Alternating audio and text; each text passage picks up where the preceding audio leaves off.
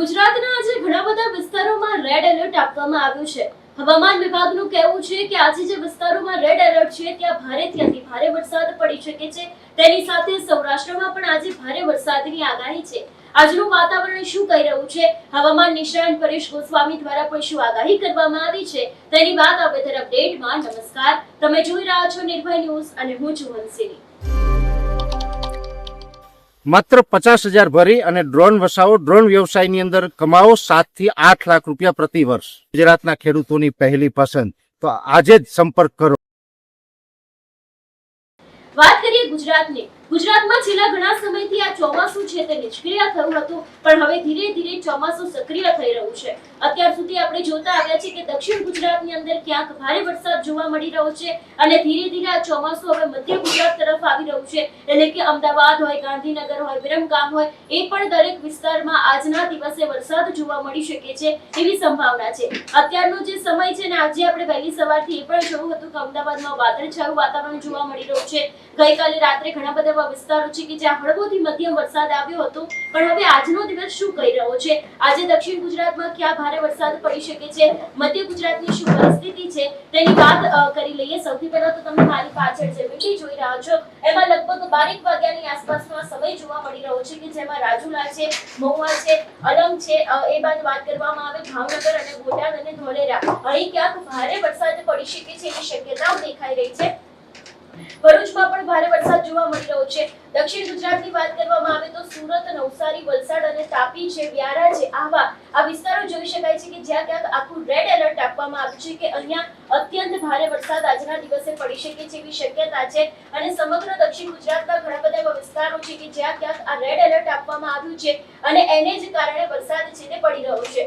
હવે સમજી લઈએ મધ્ય ગુજરાતની શું પરિસ્થિતિ છે। મધ્ય ગુજરાતમાં જોઈ શકાય છે કે સવારમાં અમદાવાદમાં ક્યાંય વરસાદ નથી, પણ આ ચોક્કસથી વડોદરામાં ભારે વરસાદ જોવા મળી રહ્યો છે, બોડેલીમાં ભારે વરસાદ છે, રાજપીપળા, ડેડિયાપાડા છે, એ દરેક જગ્યાએ ક્યાંક ભારેથી અતિ ભારે વરસાદ આજના દિવસે પડી શકે છે એવી સંભાવના છે। દરિયાકાંઠાની આસપાસ આવેલા વિસ્તારો છે એટલે કે પોરબંદરમાં હળવોથી મધ્યમ વરસાદ છે, વેરાવળમાં હળવોથી મધ્યમ વરસાદ જોવા મળી રહ્યો છે, કોડીનારમાં વરસાદ જોવા મળી રહ્યો છે। એ વાત કરવામાં આવે રાજકોટમાં આજે વરસાદ છે, કાલાવાડ, જામનગર, ખંભાળિયા છે, ઉપલેટા છે, જેતપુર છે, જૂનાગઢ છે, અમરેલી, આ પણ દરેક વિસ્તારમાં ક્યાંક આજના દિવસે વરસાદ પડી શકે છે એવી સંભાવના છે। હવે સમજી લઈએ કે લગભગ 2 થી 3 વાગ્યાની આસપાસનું જે વાતાવરણ છે તે કેવું રહેવાનું છે।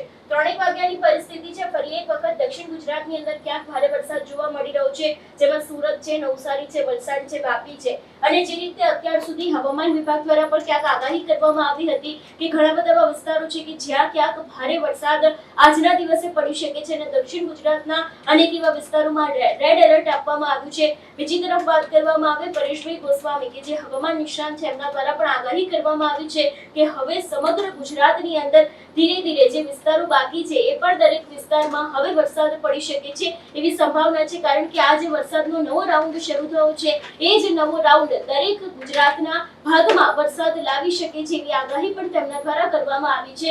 એટલે જે રીતે આપણે વાત કરી 3 વાગ્યાની આસપાસ પરિસ્થિતિ જોવા મળી રહી છે, સૌરાષ્ટ્રમાં પણ ક્યાંક હળવોથી મધ્યમ વરસાદ છે તે બપોરના સમયે જોવા મળી રહ્યો છે। 5 થી 6 વાગ્યાના પરિસ્થિતિની વાત કરવામાં આવે ફરી એક વખત દક્ષિણ ગુજરાતમાં ક્યાંક ભારે વરસાદ જોવા મળી રહ્યો છે, કારણ કે જે આસપાસના વિસ્તારો છે એમાં આજના દિવસે નાની પહેલા પણ ઘણા બધા એવા વિસ્તારો હતા કે જ્યાં ભારે વરસાદ જોવા મળ્યો હતો, ઠેર ઠેર જગ્યાએ પાણી ભરાઈ ગયા હતા, પણ હવે સલંગ આગાહી છે તે લગભગ 3 થી 4 દિવસ માટે દક્ષિણ ગુજરાત માટે કરવામાં આવી છે અને એ જ વિસ્તારોમાં ભારે વરસાદ છે તે પડી શકે છે એવી સંભાવનાઓ છે।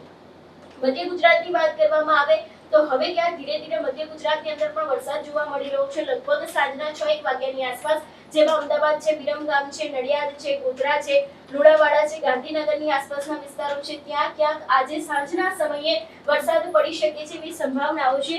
ખૂબ ભારે વરસાદ નથી પડવાનો, પણ હા ચોક્કસથી ઘણા બધા એવા સ્થળો છે કે જ્યાં હળવોથી મધ્યમ વરસાદ પડી શકે છે એવી સંભાવનાઓ છે।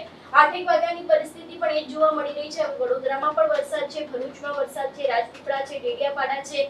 એ બાદ વાત કરવામાં આવે દક્ષિણ ગુજરાતની તો દક્ષિણ ગુજરાતમાં આજે રાત્રે પણ વરસાદ જોવા મળી રહ્યો છે, સૌરાષ્ટ્રની વાત કરવામાં આવે તો સૌરાષ્ટ્રના ઘણા બધા એવા વિસ્તારો છે કે જેમાં વેરાવળ છે, કોડીનાર છે, અહીં ક્યાંક વરસાદ છે.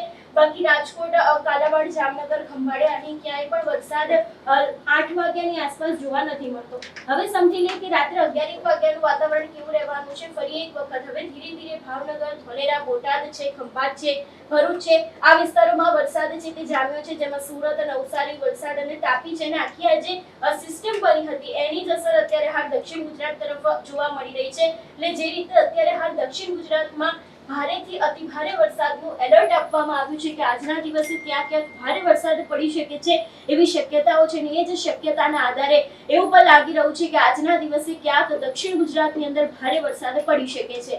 એ વાત સમજી લઈએ કે હવે આવતીકાલ સવારનું વાતાવરણ છે તે કેવું રહેવાનું છે. કારણ કે અત્યારે હાલ એક બાદ એક વિસ્તારો એવા પણ છે કે જ્યાં ક્યાંક વરસાદ પડી રહ્યો છે અને આવતીકાલને લઈને પણ આગાહી કરવામાં આવી છે. આવતીકાલના જે સવારની વાત કરવામાં આવે 9-1 વાગ્યાની આસપાસ, એટલે કે આવતીકાલે 9-1 વાગ્યામાં પણ એ જ રીતે જોઈ શકાય છે કે દક્ષિણ ગુજરાતની અંદર ક્યાંક ભારે વરસાદ જોવા મળી રહ્યો છે. ધીરે ધીરે વરસાદ મધ્ય ગુજરાત અને સૌરાષ્ટ્રમાં પણ વધી રહ્યો છે કે જેની અંદર જુનાગઢ છે, ઉપલેટા છે, જેતપુર છે, અમરેલી, ધારી છે, રાજુલા, મહુવા છે, ભાવનગરમાં પણ ક્યાંક ભારે વરસાદ જોવા મળી રહ્યો છે. વડોદરાની અંદર ભારે વરસાદ છે, ગોધરામાં ભારે વરસાદ છે, લુણાવાડામાં ભારે વરસાદ જોવા મળી રહ્યો છે.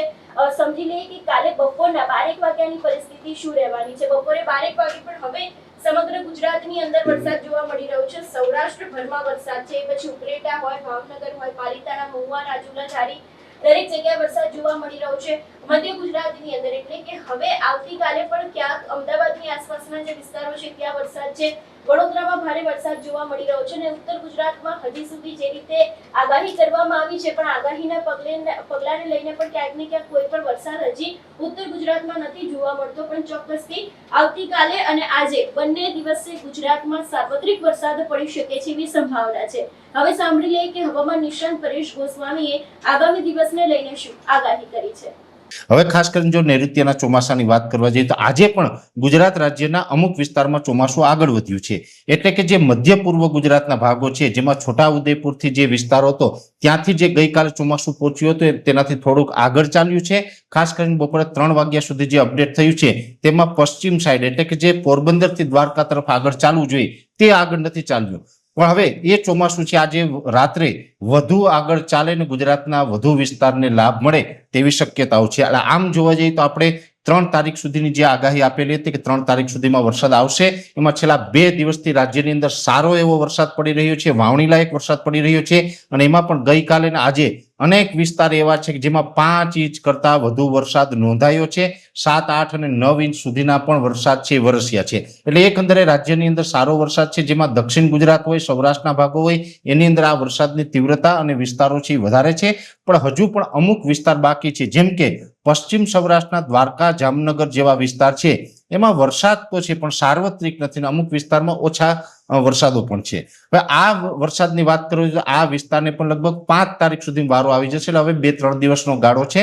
જોકે આવતીકાલે 3 તારીખે પણ લગભગ દ્વારકા, જામનગરના ઘણા બધા વિસ્તારને વરસાદનો સારો એવો લાભ મળવાનો છે. એટલે એમને પણ હવે વરસાદ થવાનો છે. મોરબી, સુરેન્દ્રનગર જેવા વિસ્તારો છે એને પણ લગભગ 3 તારીખ અથવા તો 4 તારીખ સુધીમાં વરસાદ પહોંચી જાય તેવી સંભાવનાઓ છે. એટલે આવતીકાલે 3 તારીખ અથવા તો પરમ દિવસે 4 તારીખ એમ 2 દિવસની અંદર મોરબી, સુરેન્દ્રનગરની અંદર પણ વાવણી લાયક વરસાદની શક્યતાઓ છે. એ સાથે કચ્છ જિલ્લાની અંદર જોવા જઈએ તો 5 તારીખ સુધી દરિયાકાંઠાના અમુક વિસ્તાર હશે, કંડલા, ગાંધીધામ, માંડવી, મુન્દ્રા જેવા વિસ્તાર હોય એમાં કદાચ વરસાદની ગતિવિધિ જોવા મળશે. રાપર તાલુકામાં પણ અમુક જગ્યાએ વરસાદની ગતિવિધિ જોવા મળી શકે. કચ્છ જિલ્લાની અંદર 5 તારીખ સુધી વરસાદ છૂટાછવાયાનો સીમિત વિસ્તારમાં હશે. પણ 5 થી લઈ અને 8 જુલાઈ વચ્ચે કચ્છ જિલ્લાને પણ સારા વરસાદની શક્યતાઓ દેખાઈ રહી છે. એ સાથે ઉત્તર ગુજરાતના જે વિસ્તારો બાકી છે જેમાં વાવ, થરાદ, બનાસકાંઠા, સાબરકાંઠા, પાટણ, મહેસાણા એ વિસ્તારમાં લગભગ 5 થી લઈ અને 10 જુલાઈ વચ્ચે સારામાં સારો વાવણી લાયક વરસાદ પડી જશે. મધ્ય ગુજરાતમાં પણ જે વિરમગામ, આણંદ, નડિયાદ કે અમદાવાદ, ગાંધીનગર જેવા વિસ્તારો હોય એને લગભગ 5 થી લઈને 7 તારીખ સુધીમાં સારો વરસાદ પડે તેવી શક્યતાઓ છે. એટલે કઈ તારીખમાં કયા વિસ્તારમાં હવે વાવણી લાયક વરસાદ પડશે એ વિશેની આ અગત્યની માહિતી હતી. બીજું કે જે વિસ્તારમાં ઓલરેડી વરસાદ પડી રહ્યો છે એમને હમણાં વરાપ કદાચ એકાદ દિવસ વચમાં મળે એ અપવાદરૂપ રહેશે. બાકી વરાપ મળવાની પણ સંભાવનાઓ ઓછી છે. કેમ કે જે બંગાળની ખાડીનું પ્રેશર અને અરબ સાગરનું યુએસી છે આ બંનેની સક્રિયતા છે એ ચોમાસાને સતત મજબૂત કરી રહી છે અને સક્રિય કરી રહી છે, જેને કારણે ચોમાસું હમણાં સક્રિય રહેવાનું છે.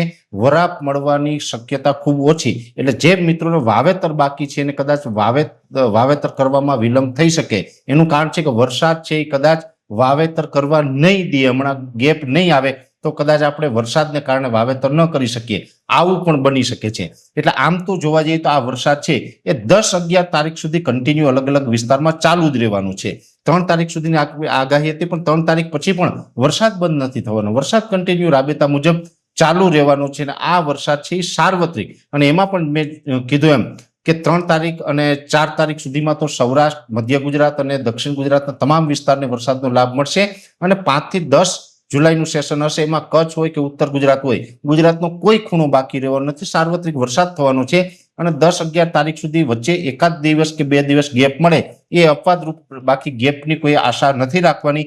ઘણા સમયથી ઘણા બધા મિત્રો છે ક્યાંય ને ક્યાંય ચિંતામાં હતા કે હવે વરસાદનું શું થશે, અલ્નીનોની વાત છે. ત્યારે પણ હંમેશા હું એક વાત કહેતો આવ્યો છું કે કોઈ ખેડૂત ભાઈઓ ચિંતા નહીં કરતા, ચોમાસું નબળું નથી થવાનું, મધ્યમ માપે રહેવાનું છે. એ જ મુજબની વરસાદની અત્યારે સારી એવી શરૂઆત થઈ છે અને હવે ટૂંક સમયમાં બધાને વરસાદ થાય તેવી પૂરેપૂરી સંભાવનાઓ છે.